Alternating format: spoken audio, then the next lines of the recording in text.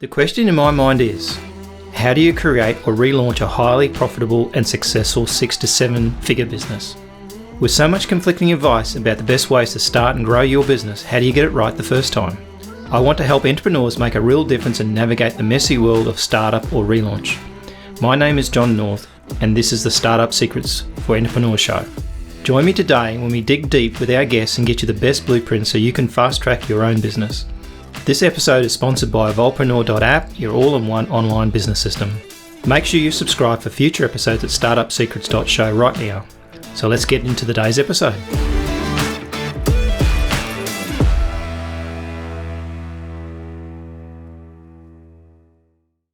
Hi, my name is Raman. I'm a performance scientist and a training thought leader. I was on John North's show, Startup Secret, and it has been a wonderful experience. We talked about how the executives and leaders can bring the speed into their own settings and how they can speed up their own path. We also talked about some of the challenges for running your show online in terms of your business and in terms of the things you do online. So there are a lot of challenges we talked about, and we talked about how John's app, which is building upon the whole platform, is kind of going in that direction as well. So it will be very interesting for you to listen to this show. I really appreciate your time here. Thank you.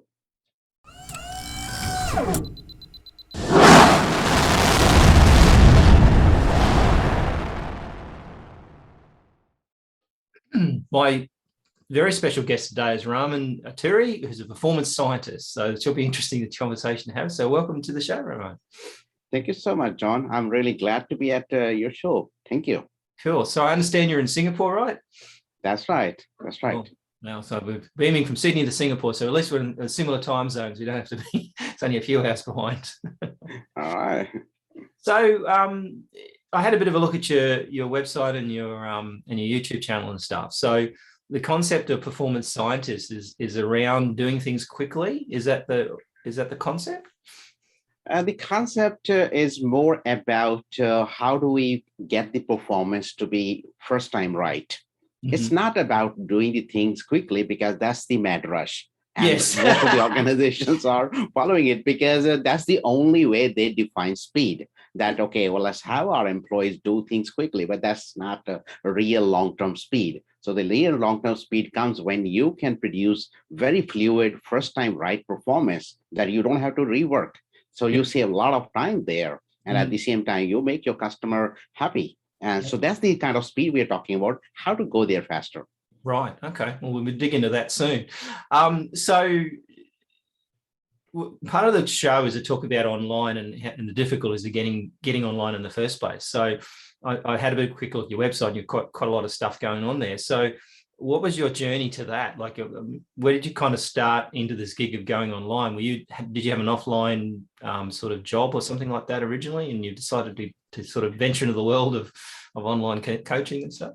Yeah, in fact, I'm a training thought leader. So I work with a Fortune 500 company. I manage a Hall of the Fame training center. So the training and learning piece is built into me. That was something, I was very passionate about right from my childhood. And being in learning field, one of the benefit you have is that you start loving this so much that you would want to be present everywhere. Yep. So I think the part of that one was because I was also into designing online programs and coaching programs, and then say, how I can leverage that one for my own expertise. Mm-hmm. And I actually went for 2 doctorates, and there was a massive amount of research that came about. And some of that research is so huge that it can't be contained in any books or anything. So my logical choice was going online platform. Mm-hmm. And incidentally, this last pandemic seems like everything is kind of synchronized now, that a lot of things are happening online. Yeah. It was kind of like for people doing speaking gigs and sort of live events and stuff like that, because one of my clients is in the business networking game in Singapore, and obviously his business was decimated overnight. And so that whole movement to online happened really quickly. And I think a lot of speakers were holding out for it. I noticed when I was sort of looking at some of the posts of my other clients that are speakers, they're going, oh, well, we just postponed everything for 6 months, right? They're just hoping everything will go away and they wouldn't have to change. And then about 8 months down the track, you see them suddenly come online with online programs and trying to do Zoom online and stuff like that, because they realized that they had to change. And I think we'll never go back to that. I don't think we'll ever go back to that kind of concept that everything has to be in person, because it actually made everybody more efficient. And look at the amount of pollution we save in plane trips, I think, nothing else. Yeah, that's right. I mean, I don't know people are going to go back to what it used to be, but there are certain areas where personal connection, presence of the people in the same room is definitely required. Because I think one of the biggest thing what we're missing is that in-person social interaction. Yes. And the screen cannot compensate for that. Can't replace that. No, right? That's the hard part. I think if you ever got to VR and sort of like being able to be like, 3D virtual reality and stuff like that, maybe that's closer to the thing. And I would have thought that might have come forward faster in terms of that, but it didn't seem to do it. So yeah, I know humans are designed to be comped together. Like, they're not designed to be on their own, because and I guess in the when you're back in the dinosaur days or whatever, or the old ages, if you had one on your own, you would have eaten quick, right? And so I think at the end of the day, it's like they're not designed that way. So in terms of doing stuff fast, what's your so did you have some methodologies around what tips people can do to speed things up, in terms of, obviously, particularly with people having to transition quickly right nowadays? Yeah. No, certainly. There are two parts to this one. One is individual. That as an individual or a professional, how can I do things faster? How can I achieve the kind of performance which is consistent, which is reliable, which give me that edge of speed? That's one part. Second part is that if you have a team, if you are running a business, how you are going to help your supervisor, your team member, your employees to be at that point faster. So there are two different aspects, and different set of strategies work for this. So let me kind of start with the, as a business owner, how you can help your team, and then I'll come to your journey in a while. So a part of this one is, when we say doing things fast, as I said, that's possibly not the right concept, because that concept has already been taken away. Look at this Industry 4.0. Most of the things are being done by artificial intelligence and other automation. Those technologies can do things much faster than human. So I think we still continue to need to use human skills where machines cannot replace it. So if machines can do something more efficiently, there is no point learning how to do things quickly. Sometime I give this example of, for example, Walmart checkout counter. Sometimes you go to those checkout counter, and you will realize that those clerks talk to you, and they are talking to you. They're asking, how was your day? And you won't even realize when did they scan the barcode, when did they print the receipt. In most cases, they won't even look at the barcode, but they don't make any error. And the time to transaction, which they spend with you, is very little. I mean, it's a much faster transaction. And the way you feel is, these guys are proficient. They don't make any mistake. They're delivering first time right performance. So they don't appear in the mad rush, but they are fast. They are generating a result. That's they're getting a result. So that's the kind of speed is very important from that angle, to bring our employees, team members, managers, leaders to that level. And part of my research, that biggest strategy was to tell everyone that they are not alone, because people don't work alone. There is an ecosystem that surrounds everyone. So in that ecosystem, we have managers, we have technologies, we have performance support system, we have peers, and we have star performers who have already demonstrated good performance in the past. We have coaches and mentors. And if we leverage all these pieces together and synchronize in a way to speed up people's journey, they will reach that point faster. So most of the time, we leave our employees a team member of their own. Oh, you figure it out, sort of. But what if managers support them, give them the right kind of technology? Because if, as a manager or the leader, you give your team the right technology, maybe they don't even need to learn that task. They can focus their attention somewhere else, and they will be faster, because technology can take care of a lot of tasks. So that's the major high-level kind of concept about strategy, how we can speed up the outcomes in business. So that was one part of that one. Makes sense. Right. So individually, one of the things that I've sort of done in my business probably over time is all our staff log time, because they're essentially contractors. And so they're paid on by the hour. And when I look at their tasks and say what they've logged, I look back and say, could you have done that faster, and find out that they hadn't done the quick things they could have done, like saved a transaction next time, so they have to do it again, stuff like that. Because a lot of people don't think that way. They think about doing the task, but don't think about how can I make this faster next time? How could I skip a step or something because I don't need to, because it's already pre-made or pre-templated. So I think that asking that question all the time about, how can I improve this? How could this be done more efficiently? Or as you say, like you're talking through a checkout, that's that conversation flow, is to take the it's almost like a magician's trick, right? It's designed to take you off not looking at anything while they're doing their magician trick for you and pushing everything through. That's right. In fact, most part, managers or leaders, they're more focused on the speed of the task. So if you can deliver the speed of the task, they get the impression that things are happening fast. Yeah, but in reality, it could be done really badly, and it may be done badly, right? So what we're saying is that in order to reach that first-time performance, you have to definitely have a lot of iterations, a lot of feedback, a lot of collaboration, a lot of automation also in some cases. So the collective effect of that one is at someday you're going to reach that level. And do we measure that? In most cases, we don't measure that. If we start measuring and start shortening it, it speed up the overall time in organization. It saves a lot of dollars. Well, I guess it's asking the right questions, right? At the end of the day, it's comes down to saying, well, can we make this more efficient or faster? But the reality is, if we do, what's going to happen? Because most cases, as you say, when you do something fast, doesn't always mean it's going to be done well.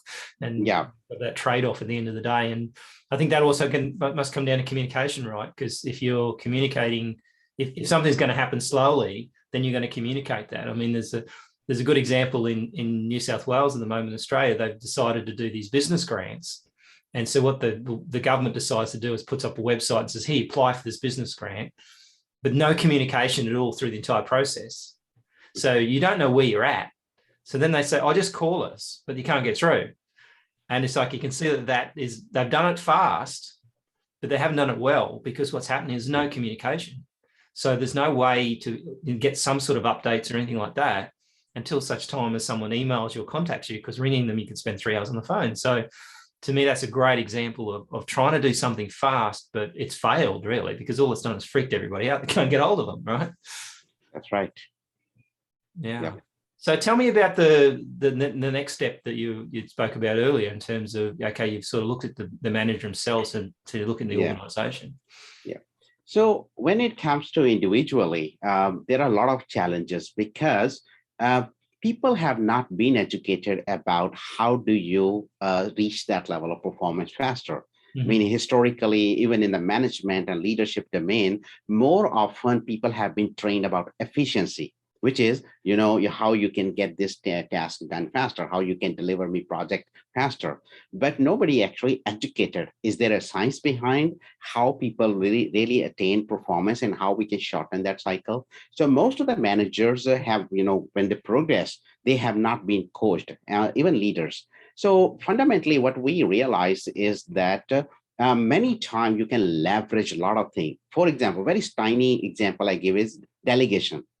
Delegation has never been presented in terms of speed. The delegation has been presented that you can delegate certain tasks to your team member or other people, while you can focus on the other primary tasks.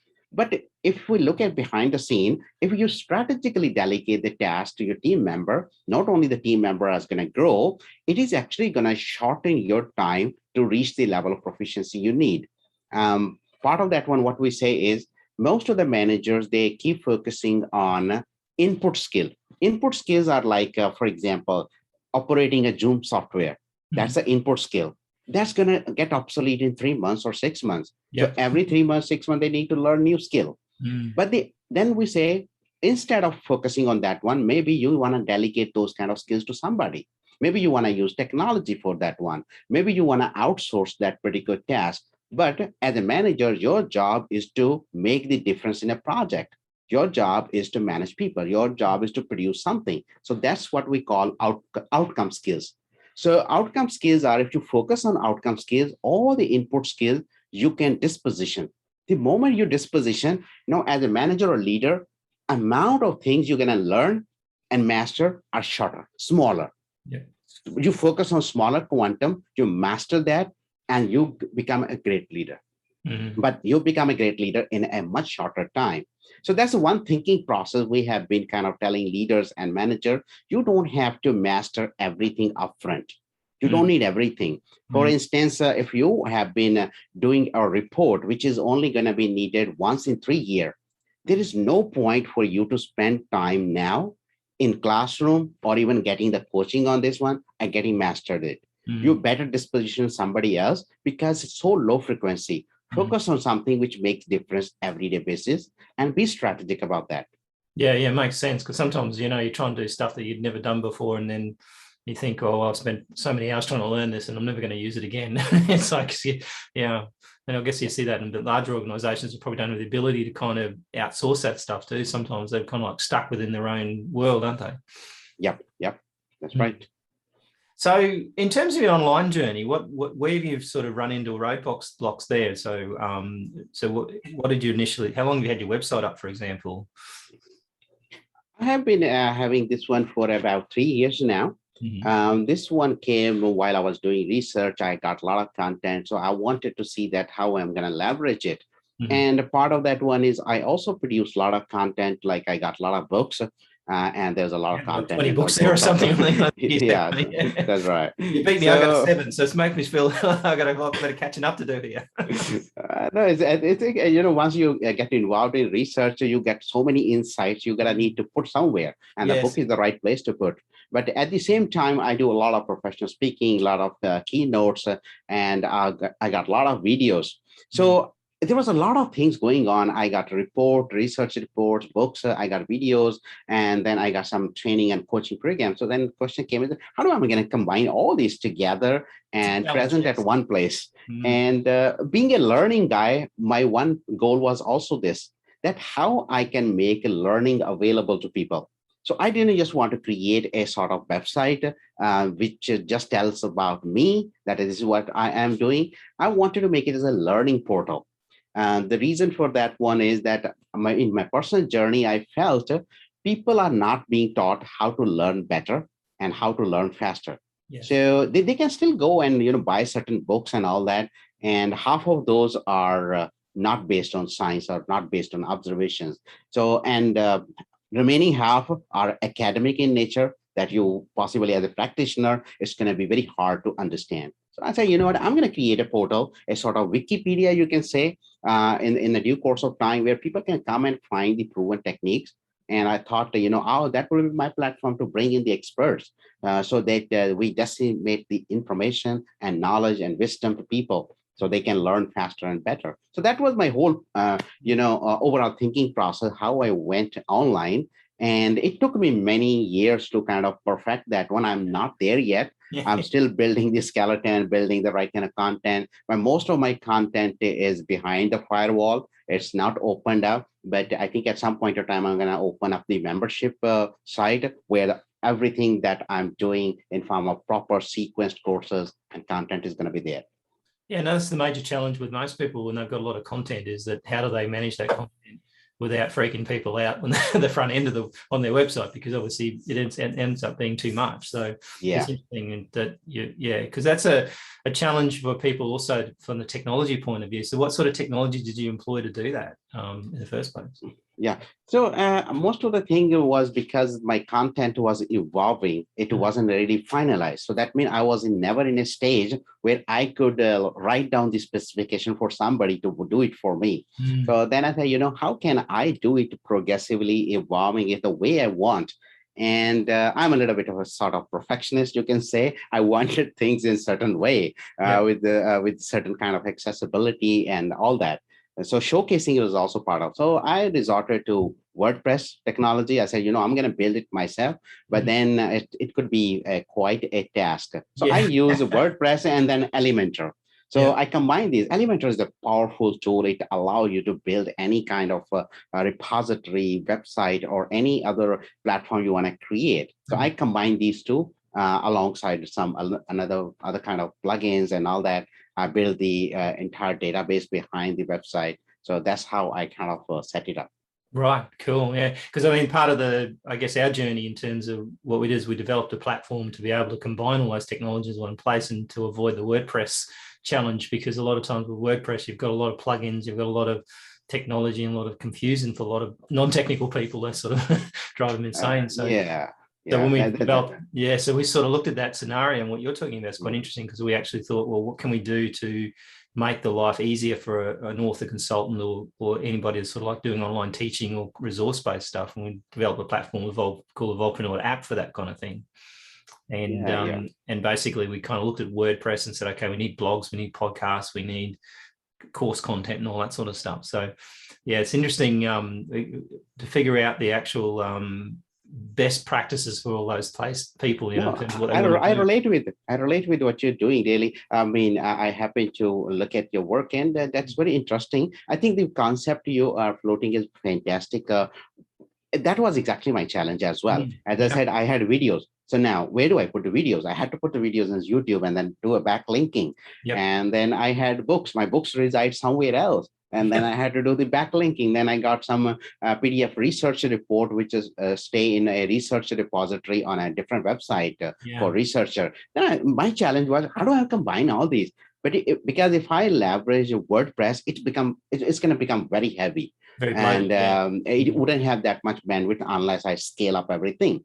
So I think the solution, what you are working on, is fantastic, where the training courses, the video, the podcast, and other business solutions are at one place, accessible through one portal, you can say. And I think I would love to have that one. I mean, it's a fantastic thing. This is exactly what most people have the challenge if their business is wisdom-based business. Yes. So wisdom-based business typically create lots of content. And these days, there is a lot of trend about repurposing the content. That means if you write an article, you're going to create a video. You're going to create a podcast. You're going to create possibly a panel. You're going to create an article, a lot of other things that comes out. And then what happens? The content grows out in multiple forms. So if you don't put it in one place, it's a big business challenge. And I mean, when we first developed for a client, we actually found we ended up with like 10 different solutions to run their business. And one thing breaks and the entire thing falls apart then, because now you're trying to sync her off to something else, and then you end up in a mess because you didn't land in the right database. So yeah, I think to me that's the challenge that hasn't been solved in the current marketplace, because they're not looking at how the work as a business system, not just as a solution. So we're not selling a pretty shiny thing here that does a few features, and then you've got to go somewhere else for something else. Look at the business flow process in terms of what you're talking about too is quite interesting, because we always look at automation as the key to that thing too, because if we can automate something quickly, and they don't have to keep doing it every time, which is a really slow, normal, technical task where you might have to do 2 or 3 things.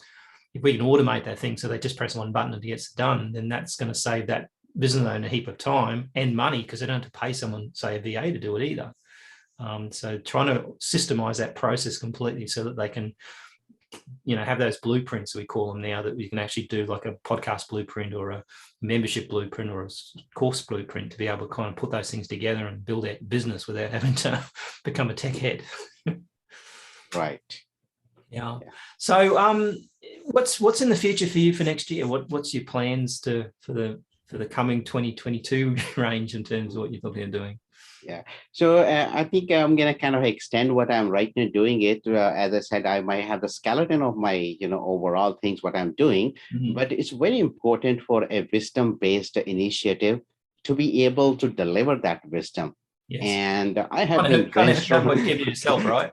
Right. And that's where, you're going to need to leverage the experts out there. But then what happens is that there are a lot of different experts.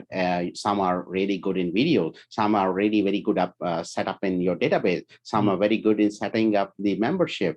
But then you can also depend upon these, software as solutions website where you can purchase all of these things separately. But the challenge then is how to integrate it. That's a nightmare. Yes. So my concept was something like that. How can I create a sort of Wikipedia, but not text-based? It's more interactive Wikipedia. It's more where you want to learn. If you are a textual person, you possibly want to read something. If you are a person who like video for the same content, how you can get the video. Or if you want to just listen, how the system allow you to learn just by listening, same content. But then if you are a person who likes more visual things, how it can be a little bit more interactive, sort of a cartoon kind of, interactions, dialogues, and those things. Or if you are a person who likes more social interaction, can you join a panel? Can you, just like a clubhouse, can you talk to somebody one-on-one or one-to-many? So now this is a multi-dimensional experience I'm talking about, learning the same thing. So how do I create that one and under one platform? That's a big challenge. And that's the thing I want to move forward with, that how I create an integrated multi-dimensional experience for users. And my idea is that once I create this membership program, behind the scene, this is what the experience they should be getting. It's actually interesting because it's kind of our goal, and ultimately is to create that learning experience that's more community based as well, so that because people don't want to be on their own. They want to see other people struggling or whatever. They can help in a normal classroom environment when face to face. You can see that. Part of that one is also this thing that, because I'm a learning scientist, so part of that, I know that in what sequences that needs to be presented, in what sequence people should learn. Should people learn this one overview first, get into detail, or should be other way around? So all this learning science technique will be built into that sequence. And the whole goal will be, if you take let's say that a month to master a particular skill, can I make it 15 days for you by using the science behind it? But then science wouldn't work until there's a platform interaction. It's presented in a certain way. For example, there is something called adaptive learning, which checks for you that if you already mastered this, because of your prior experience, you don't need to learn this, then you can skip it. So that shortens the path to learn. So that's the whole idea behind it. You almost like a lot of people know stuff, so it's not like they don't know everything. So it's almost like, oh, well, you don't need to know that bit. You already know that. You've proved you do it, so let's move on. I think the other danger is that a lot of people who create courses and stuff, they tend to create the course in the way that they consume it. So I've seen a lot of times where they might do, like you're talking about, that adaptive learning, where someone might think, well, I like to watch videos, that's how I learn. But other people don't like to do that. For me, I can do it for a period of time, but if I want to shortcut this thing, I just want the transcript. I can whip through the transcript, get the concept, decide whether I even want to watch that video. But a lot of the people who do courses will put up a video, but no transcript. So they're expecting that you're a visual kind of person that's going to listen to it and learn it, visually, when you actually want to actually consume it in a written form. And I think that's the thing that I see a lot in online courses, where people forget that little thing that's actually more than one person out there, the type of person. Exactly. That's the big problem, because the online courses, the way these guys are building these days, they are basically taking normal courses and putting into online format. That's not online learning. And part of that one is brain doesn't work that way. We don't absorb the information that way, or we don't learn something that way. So one example is that, let's say that you're learning something and you come across something and you say, how I wish there was somebody who can explain me something. If platform allow you, search for expert on this topic, and oh, by the way, here is an expert available for next 10 minutes right away. And so connect with the person at the back end, the person talk to you, 10 minutes, oh, yeah, I clarify you the concept. Just imagine that the speed of learning that's going to happen. No online course can really catch up with that kind of speed. So that kind of a thinking process hasn't really gone down to people. People are putting up there a lot of text questions, courses, and a lot of the Zoom recording, but that's not online learning. No, and I think that's the challenge. Like my son decided to do a course, and online course, because in Australia at the moment they had a lot of shutdowns and stuff like that and lockdowns. They couldn't do it. And when I looked at what they did, they essentially just try to whack things up in some sort of portal that sort of gives them some basic information. They've got to read a lot of things. But again, it was like they were charging theoretically thousands of dollars for this thing. And you look at it and think, gee whiz, you could have knocked this up in a weekend. Like they've just kind of like, okay, we'll just move it over here and we'll stick it in there and we'll hope for the best. And if these people learn, good luck to them, right? And it's like, you see that a lot where people aren't thinking through that interactive process. And it's actually interesting. We actually, one of the specs we've got is ask the expert button in our community back end, to be able to hit that button and actually have an expert answer your question. So Yeah, I think we're probably like-minded here in terms of what you're trying to achieve, and I think it's really cool. So maybe we should collaborate. So I really appreciate your time. Is there one piece of advice that you gave a client or someone recently, sometime that's really good advice to close up? Yeah, certainly. This is my own mantra as well. So I would like to share with the rest of the people that whether we are in a business or we are in a sort of profession, it works well. So the way I look at it is your entrepreneurship journey is basically can be summarized with two things: why and what for.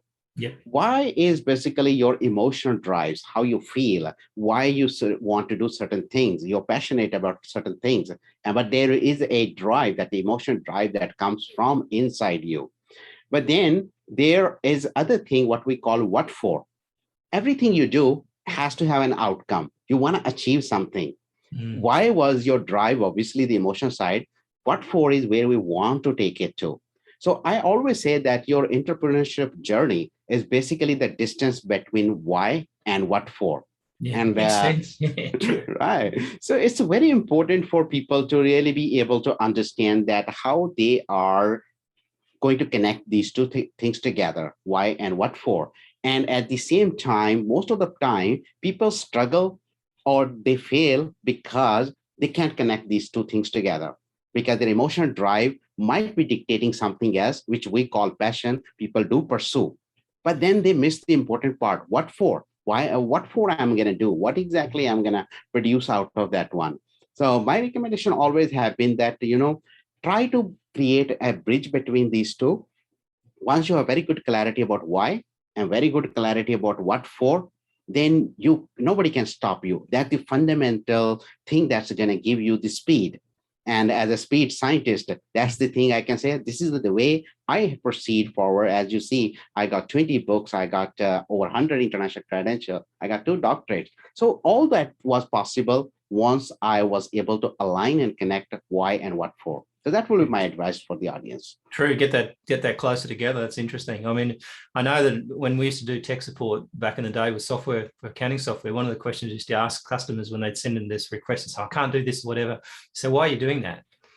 And as soon as you ask the question, why are you doing that? Then you actually found out the real problem a lot of times, because what happens is when you're trying to do the what, as you say, you're trying to what are you doing, but why are you doing it? And they go, because of this and this. And so you don't actually need to do that. That's already been done by the system. Or do you know what I mean? So sometimes you miss that whole thing and try and solve a problem simply because you didn't ask why at the front. And so, yeah, so narrow the gap between why and what sounds pretty cool to me. So how does someone get in touch with you or get, connect with you? You've got a website, right? And yeah. My website is available at my name, RamanK@Attri.com. It gets redirected to speedtoproficiency.com, but it's very easy for people to remember, RamanK@Attri.com. But that's the main thing where people can come in. And if they want to come connect with me on social media, they can just search for my handle, Dr. Raman K. Attri, Dr. Raman K. Attri. I'm available on LinkedIn, Twitter, or Facebook with the same handle. So they can connect me on any of those platforms. Brilliant. And we'll put the links up on our show notes as well, so you've got them there. So I really appreciate your time coming on, and it's very interesting. And I think the main takeaway here is, focus on the why and the what, and you'll actually get somewhere. So that's really excellent. So thanks for your time. Thank you very much, John. It was my pleasure being on your show. Thank you. That's a wrap on another awesome episode for the Startup Secret Show for entrepreneurs. Just before you go, if you like this episode, we'd be very grateful for a 5-star review. Please also consider recommending the show to a friend or two. Make sure you subscribe for future episodes at startupsecrets.show right now. Until next time, if you're an entrepreneur, make a start on your next great business idea today.